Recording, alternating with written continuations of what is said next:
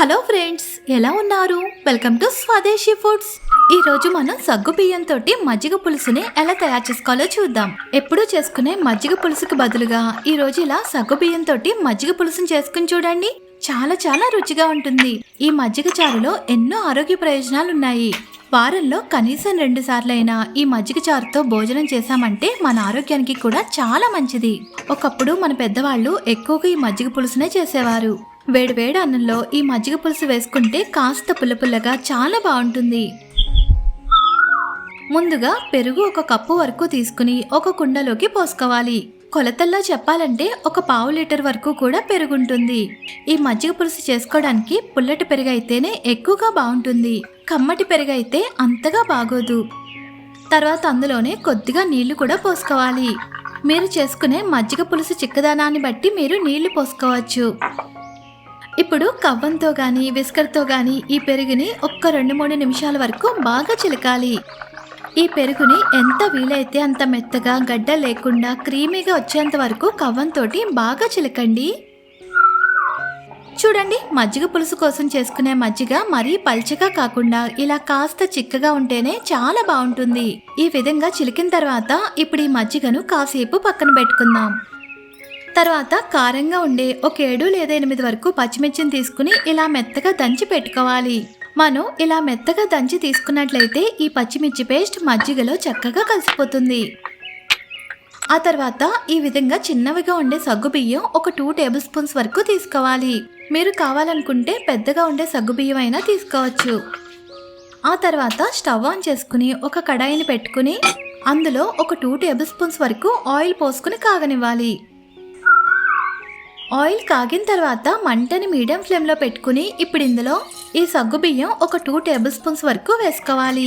ఇప్పుడు వీటిని 1 నిమిషం వరకు కలుపుకుంటూనే వేపుకోవాలి, లేకపోతే ఈ సగ్గు బియ్యం మాడిపోతాయండి.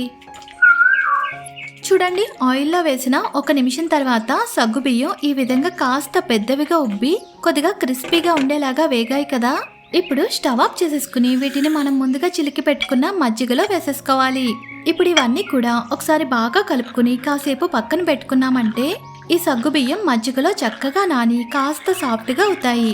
ఇప్పుడు ఈ మజ్జిగ పులుసు కోసం తాలింపు పెట్టుకుందాం. తర్వాత స్టవ్ మీద అదే కడాయిని పెట్టుకుని అందులో 1/2 టీ స్పూన్ ఆవాలు, 1/2 టీ స్పూన్ జీలకర్ర, 1 టీ స్పూన్ శనగపప్పు, 1 టీ స్పూన్ మినప్పప్పు, అలాగే 8 లేదా 10 వరకు వెల్లుల్లి రెబ్బల్ని ఇలా కాస్త దంచి వేసుకోవాలి. ఇంకా 3 రెమ్మల వరకు కరివేపాకు, ఆ తర్వాత 3 ఎండుమిర్చిని కూడా ఇలా చిన్న చిన్న ముక్కలుగా చేసి వేసుకోవాలి. ఇప్పుడు ఈ తాలింపుని చిన్న మంట మీదే కలుపుకుంటూ వేపుకోవాలి. చూడండి, తాలింపు ఇలా చక్కగా వేగిపోయిన తర్వాత ఇప్పుడు ఇందులో 1 ఉల్లిపాయని సన్నగా తరిగి వేసుకోవాలి. తర్వాత మనం ముందుగా దంచి పెట్టుకున్న పచ్చిమిర్చి పేస్ట్ ఉంది కదా, అదంతా కూడా ఇప్పుడు ఇందులో వేసేసుకోవాలి. అలాగే మీ రుచికి తగినంత ఉప్పు కూడా వేసుకోవాలి. ఇప్పుడు ఇదంతా కూడా బాగా కలుపుకుంటూ మీడియం ఫ్లేమ్లోనే ఈ ఉల్లిపాయలు మెత్తగా మగ్గేంత వరకు కలుపుకుంటూ వేపుకోవాలి. చూడండి, ఉల్లిపాయ ముక్కలు ఈ విధంగా కాస్త మగ్గిన తర్వాత ఇప్పుడు ఇందులోనే 1/2 టీ స్పూన్ వరకు పసుపును కూడా వేసుకోవాలి.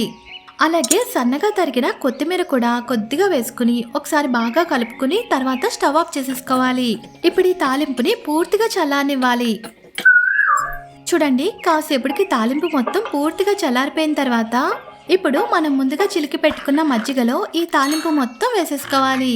ఇప్పుడు ఈ తాలింపు మొత్తం ఈ మజ్జిగలో కలిసిపోయేలాగా ఒకసారి బాగా కలుపుకోవాలి. ఇప్పుడు ఇందులో ఉప్పు సరిపోయిందో లేదో ఒకసారి రుచి చూడండి. ఒకవేళ మీకు సరిపోలేదు అనిపిస్తే గనక కొద్దిగా వేసుకుని కలుపుకోవచ్చు. అంతేనండి, ఎంతో రుచిగా ఉండే సగ్గు బియ్యం మజ్జిగ పులుసు తయారైపోయింది. చూసారు కదా ఎంత త్వరగా మజ్జిగ పులుసుని తయారు చేసేసుకున్నామో. ఇది ఫ్రెండ్స్ మన వీడియో. నచ్చితే లైక్ చేయండి, షేర్ చేయండి, సబ్స్క్రైబ్ చేసి పక్కనున్న బెల్ ఐకాన్ క్లిక్ చేయండి.